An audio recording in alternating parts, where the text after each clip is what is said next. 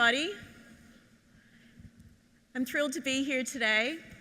As Lynn was explaining, I'm from IDC. IDC is a global analyst organization. We have about 1,000 analysts on a worldwide basis who measure just about every technology market that you could imagine. And today I'm going to be walking you through the innovation imperative, and we are truly at a tipping point right now in the technology market, and you've been feeling this for a number of years. And we've already gone through a number of disruptions. We've already seen this first phase of technology innovation and disruption that frankly was around what we call the second platform, and that is, I'm going to get somebody to move the slides for me here, and that has been around mobility, cloud, social, and big data. And this first phase of innovation that we've seen with this technology disruption has really been about breaking down silos within the organization and your customers and enabling technology to be consumed across the entire enterprise. And again, cloud continues to be the foundation for what we see as this disruption, and we're going to continue to see that for the years as they go forward. But what I'm really going to start to talk to you about is what we call the third platform, and this is a second phase of disruption that's already taking place, and this is thinking about technologies like AI, robotics, AR, VR, and thinking about these truly disruptive technologies that we see at the moment being important in really innovating and making changes in different industries. So if it feels like there's a lot of change still going on, it's because there is. And the tipping point that we talk about is that this year, we're going to see customers, your customers, spend more on digital technologies than they will on physical infrastructure. So what does that mean?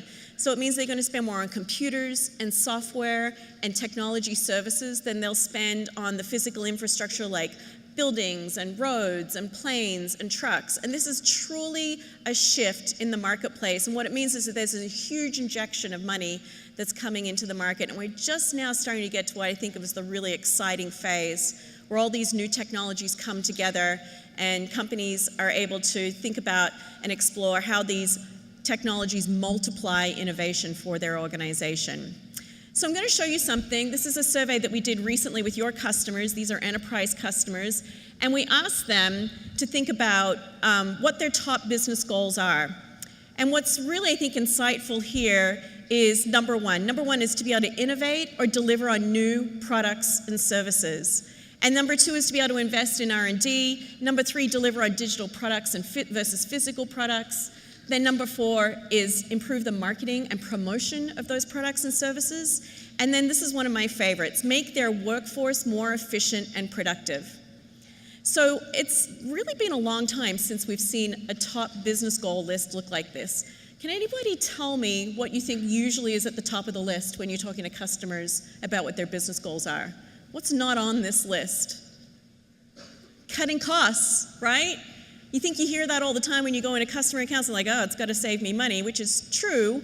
That's always something that's there. But what we're seeing now with customers is it's more important for them to be able to innovate, keep ahead of the competition, rather than risk falling behind. And it's not often you see R&D be number two on a list like this. And it tells us that customers are continuing to innovate and provide more capabilities into their organization. And we know this is going to be around technology products. One of the other things that we look at on a continuous basis, we're always surveying you. We talk to the long tail, we call it, of the service provider market now on a quarterly basis. And this is a recent survey that we did, and we asked the providers that were part of this study, how do they identify their business today, and where do they think their business is going to be 2 years from now? And 30% of those in the study told us that they were ISVs or software developers, but only 9% expected to be an ISV or a software developer in 2 years. You just don't see shifts like this in the market. We've never really seen a shift like this in terms of how companies like yourselves identify your business and how you plan to dramatically shift your business over the next 2 years. And of course, where does everybody want to get to? Well, we see that a lot of companies want to become a PaaS platform. Everyone wants to build a platform that their customers can connect to and create their own unique value. And then we also see managed services provider, right? Being able to sell value-added services on top of your core products. That's something we see a lot of different providers in the market moving towards. And then, of course, cloud services specialists. And again, I talked about cloud being a foundational technology and continuing to be an incredibly important technology over the next 5 years. This is where all of your competition, your traditional competition, is moving to. So what does it tell us? It tells us that everybody's moving to services, right? It's this great rush to move towards either value-added services or professional services and security services, and I'm going to talk about that. But only 17% of those that we surveyed said that they were going to have the same business model in 2 years. Again, we just never see those shifts in technology. This is an astounding shift. So this is why I spend so much time as part of channel programs and talking at hosting conferences. I think the real opportunity in this disruption that we see going forward is actually with all of you. There's obviously a huge amount of disruption going on with the technology service providers, the large hyperscalers, of course, are making inroads there. But the touch point with the customer and those actually helping customers make this transition actually comes from companies like your own. So I just want to show you something that, again, is kind of surprising in the technology field and in technology research. What we did here is we surveyed your customers and asked them what were the top 16 technologies that they were going to invest in over the next 5 years. And then we also asked you to talk about what are the products that you're bringing to market over the next 5 years. Where is your emphasis going to be? And what's really surprising here is how much in alignment your customers are with the products that you're bringing to market. There's really only a couple of areas where we can say that there's truly a disconnect or truly there's more priority from the customer perspective. So customers at the moment are a little bit more focused on data integration. We know that the fastest moving companies out there relative to technology are investing really in 3 things: data integration, AI, and cloud. And it's really this multiplied innovation that they're getting from implementing all 3 into their organization that's really driving their ability to transform their business. But at the same time, they're spending a lot more on security. And it's almost like this approach where as they invest more in cloud and data integration and AI, they have to spend more money on security. So that's why you're seeing cybersecurity as the #1 product that your customers are looking to buy and that you and your competition are looking to sell. What's also really interesting, I think, is that the service providers now are spending more time and investment on artificial intelligence. So while AI is still pretty nascent from your customer's perspective, we know that only about 4% of your customers have implemented AI in production in their organization. We also know that 40% of them, 40%, have something as a proof of concept or they've got a plan for the next 2 years. It's this huge pent-up demand around the AI market. And so this is why we talk about this new disruption being the 3rd platform, a multiplied innovation. It's really going to be the combination of these technologies that your customers are going to implement together that's really going to help drive the innovation in their business going forward. And it's frankly where you're going to be making money. So the challenge for you is pick the right bets, right? You've got to focus on which of these technologies you feel that you can address and which technologies you feel that is something that you should actually be partnering for yourself. So I'm going to talk about cloud. Cloud is by far and away, I think, the most important technology we've seen over the last 5 years that's really driven disruption. And of course, we talk a lot about public cloud. We talk a lot about the Amazons and the Googles and the Salesforces of the world, the Microsofts and how they've shifted their business model, Workday, ServiceNow. A lot of these really, really critical public applications and infrastructure platforms that have truly changed the way that we all think about technology and technology implementation. And we do see a lot of that today, and the market continues to grow. About 20% of all applications today are in a public environment. But look where the rest of all of the applications are. They're mostly in a private cloud, either a private cloud that your customers have in their own data centers or a private cloud that they're hosting perhaps with you or with one of your other partners. What goes away when we talk to customers about what their ideal state looks like is non-cloud. So everything that's in a non-cloud, non-agile environment is something that your customers are moving away from very, very quickly. And what it tells us is that this is going to be a multi-cloud world going forward. I think that for a long time, there was a lot of hype in the market that everything was going to go to public cloud. And what we know from all of our research, particularly over the last 2 years, is that it's absolutely going to be a multi-cloud world for your customers going forward. And what's good about this for you is that a lot of the time when customers deploy multi-cloud infrastructure, they're turning to you to help them not only to do the implementation, but to do the ongoing management. So for example, at the moment, a lot of customers do have multi-cloud environments. 70% of them tell us that they have multi-cloud installed, but only 40% of them would describe those as being low interoperability. The rest, of course, are looking to try and move applications and data between those clouds. But the most of your customers are kind of stuck at the moment. They're really not able to move applications and data from one cloud to the next. When we do see them interoperating their different clouds, they're actually turning to you. They're taking their on-premises private cloud and connecting it to a hosted private cloud model. Or, as they move forward, they're taking their hosted private cloud models and then connecting those with a public cloud. It's not typically where you see a customer will connect their own on-prem data centers to a public cloud at the get-go. And then as customers become more mature with this technology, as they get more technical expertise themselves, they're actually starting to connect their own on-prem private clouds with the public cloud. But you all play a huge role in this for them, and they see you as the trusted source with the technical expertise and somebody that's going to be there to hold their hand well beyond the hyperscalers, right? This is really where the partner community can differentiate itself and bring to your customers that idea that you're the trusted supplier, that you're the trusted voice at the table. What we also know, just as customers are sending workloads out to the public cloud, they're also bringing them back. We did a recent survey, and 80% of the customers in this survey said that they had moved at least one workload or data set from a public cloud back to their on-prem private environment. And when they move it back, it doesn't come back to their legacy data centers. They bring it back to an on-prem private cloud, they bring it to a hoster, and often the hoster is helping them make that decision. It's really not very often that they bring it back to a non-cloud environment. We also did a recent study of 2,500 developers, and here's what they told us about cloud. While most of them are developing in a public cloud environment, they're making really, really strong use of build tools and all the frameworks and IDEs that are available with the public providers. Only 50% of those applications that they're building in a public cloud are ever intended to be deployed in a public cloud. The other 50% have always been intended to come back. So this is very much a world where it's not static, where you don't necessarily have workloads moving back and forward all the time, but customers do expect that they're not going to get locked into one thing. And they really have taken this approach that it's not a one-size-fits-all market. Cloud is going to do many, many things, and it's really going to provide a lot of different architectural challenges for them. What we're also seeing is a lot of the public providers are also offering their own on-premises capabilities, right? You must be tracking this.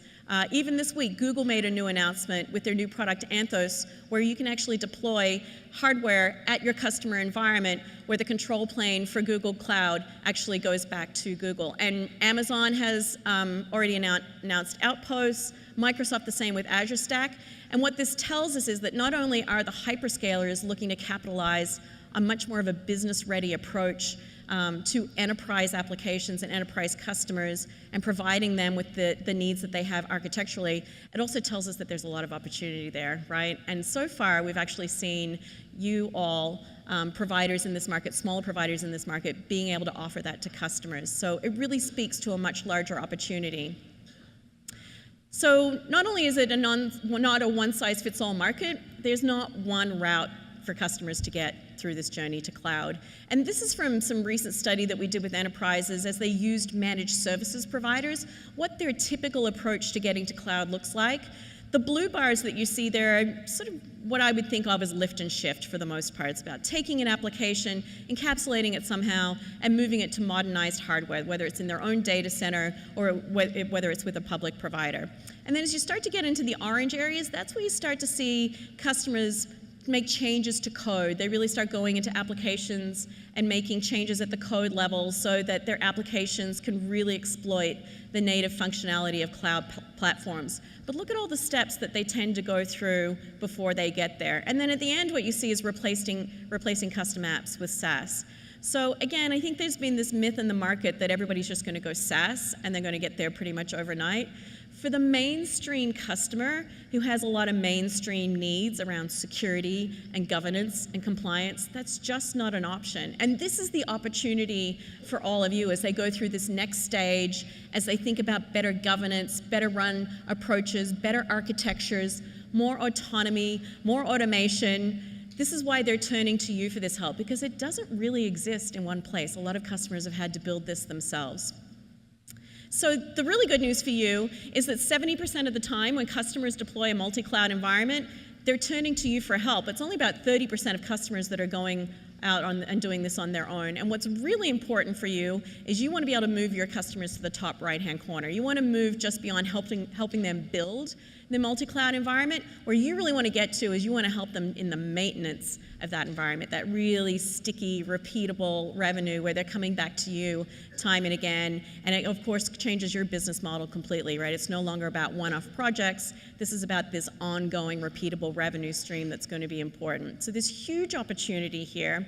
And where we know you're all making money is not in infrastructure, right? In fact, 80% of all the customer spend for cloud is above infrastructure. And recently we did this study, and 80% of all the revenue you're making is above infrastructure. Again, we've got this really interesting dynamic where what's happening in the customer environment is also being reflected in your business. So I'm not going to walk you through all of this. I'm going to talk you through just 3 areas here. But suffice to say, all the money is being made on the right-hand side: managed services, security services, and professional services. And we're also seeing that 44% of all infrastructure deals today get bundled with either a managed service, a professional service, or a security service. So let's just quickly take a look at managed services. So this is, again, another recent survey that we just did. 43% of all of your revenue is coming from 4 services today. Managed security, so I'm going to talk a little bit about that. Application optimization, managed storage and backup, that's been a great way to get a foot in the door in customer accounts. And then performance monitoring and management. And what's not at the top of this list anymore is things like backup, disaster recovery, interconnect, CDN, right? Those used to be 24/7 support. Those used to be sort of the basic managed services that customers were buying into for many years. What you're seeing here is another fundamental shift, and it's because of multi-cloud. Multi-cloud is complex. You need security, you need governance, you need to start thinking about tuning applications for performance, you need to start thinking about protecting your data in a different way as a customer. So this is really a sea change effect that we're seeing around managed services. So I'm going to talk a little bit about security. Very briefly, this is no longer the world of McAfee and Symantec. It's no longer the world of having firewalls and having antivirus software installed. This is about everything else that's to the right of that. Anti-APT software and capabilities, data encryption, SIM, which is log analysis and understanding what breaches have happened in your environment and how to protect them going forward. Data loss prevention, understanding outside the firewall where your risks are. And then identity access management, really understanding at a role level who gets access to what data and what applications. This is the world of F5 and Kaspersky and Cipher Cloud and Zscaler and Alert Logic, a bunch of companies you may not have even heard of before.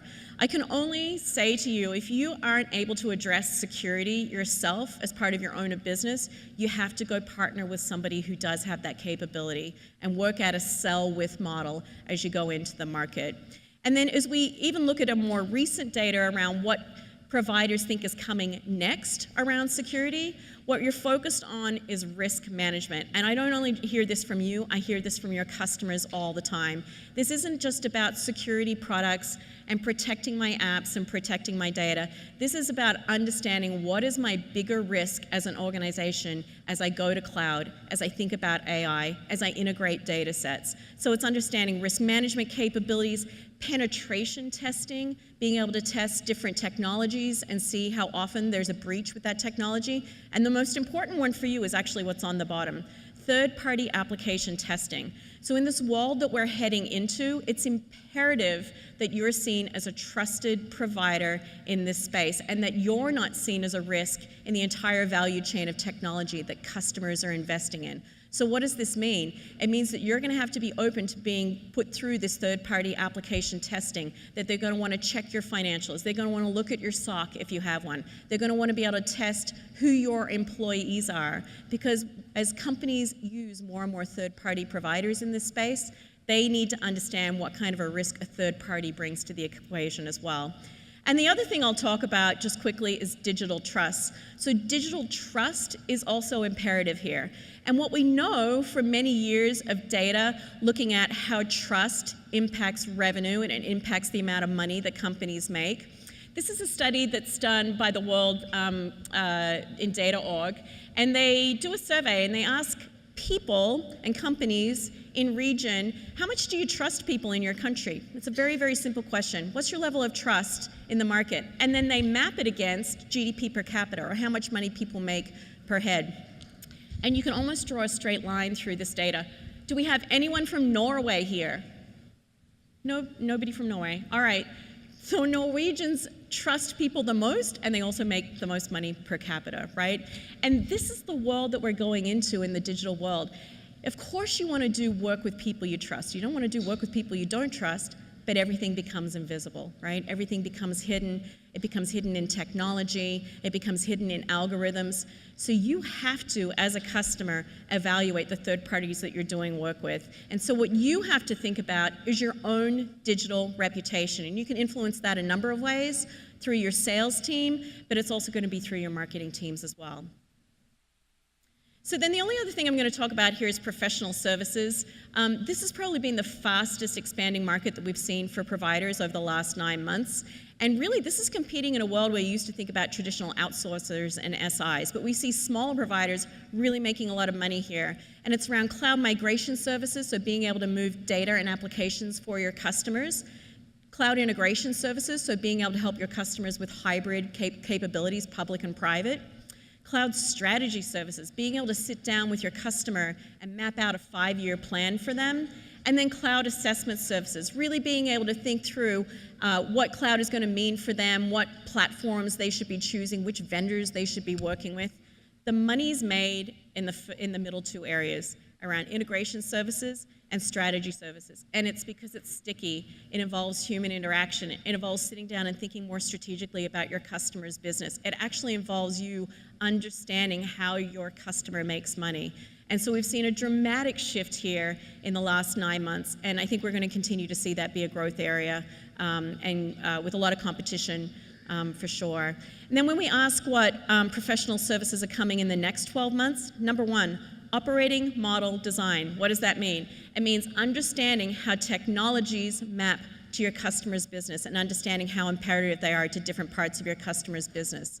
And then as you go down, you can see number two is hybrid cloud, starting to look at more around refactoring and shifting applications as customers move along this journey. And then something that's kind of in the middle that's going to be important, training.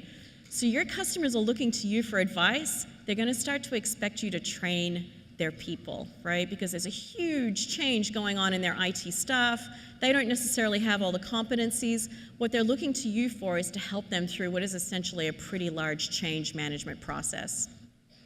So I'm going to move quickly through these, and I'm going to ask you 5 questions as I go through here. And I want you to think if you're able to answer this question easily. And if not, I think you need to go back and talk to everybody when you get back to the office. Number 1, are you able to articulate a long-term vision and be able to make short-term changes as you go through? Because this isn't a market where everything is set for the next 5 years. I think one of the biggest complaints I hear from customers today is, I'm trying to put in place a 5-year vision and I can't find a vendor that'll give me a 5-year roadmap. It's very, very frustrating. And the real answer is, it's because there's so many changes going on at the technology level, and there's so many changes going on through partnerships and different capabilities. So you have to be able to articulate your long-term vision, but at the same time, you're going to have to remain agile. You're going to have to be able to make short-term changes. My second question for you is, are you able to articulate what your competitive advantage is in the market and what your differentiation is from the hyperscalers? So you're going to continue to see from the hyperscalers lots of new products coming to market that you may just end up reselling. But at the end of the day, we know that a lot of you want to work with other partners where you can infuse your own unique IP. And we tend to see that at the moment around automation tools. But I think we're going to see lots and lots of instances where you bring a unique approach to your customers that the hyperscalers just can't address. And then number 3, do you have a well-defined strategy for how you're going to grow your business that looks on 2 axes, adding new customers and adding new products? And I can tell you, the upper right-hand quadrant there, it's really, really hard to do both at the same time. What we tend to see more success with partners when they pick one strategy and move forward with that. So maybe you want to pick new customers outside of vertical, or maybe you want to go to a new geography. On the y-axis, maybe you want to add security, you want to add governance, you want to have professional services. My advice to you is try and pick one, don't try and do both at the same time.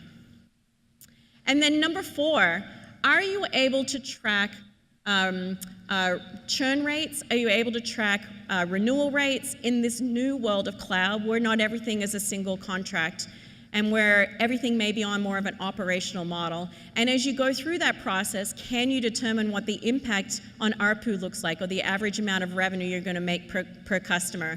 This really isn't rocket science.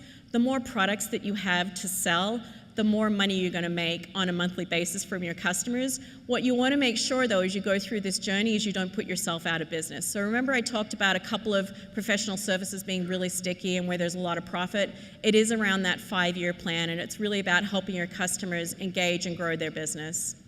And then finally, my one last question to you.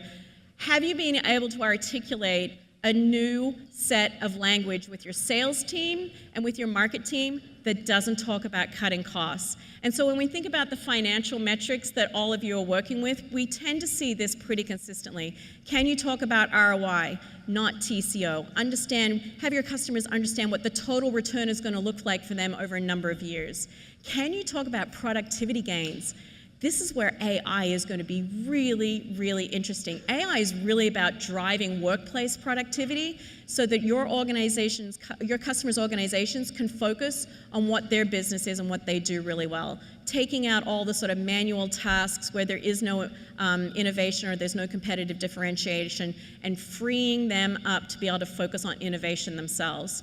And then profitability. So again, I talked about how cutting costs hasn't necessarily been part of the conversation. You see it as number 4, but everyone wants to be able to put profitability for that. And that's really part of ROI too, helping your customers really understand when they're going to get payoff as they invest and go forward here. So with that, I thank you for your time and attention. I hope you've really enjoyed the last couple of days. And if you would like to contact me, you can reach out to me over email, and I'm also on Twitter and on LinkedIn as well. So thank you very much.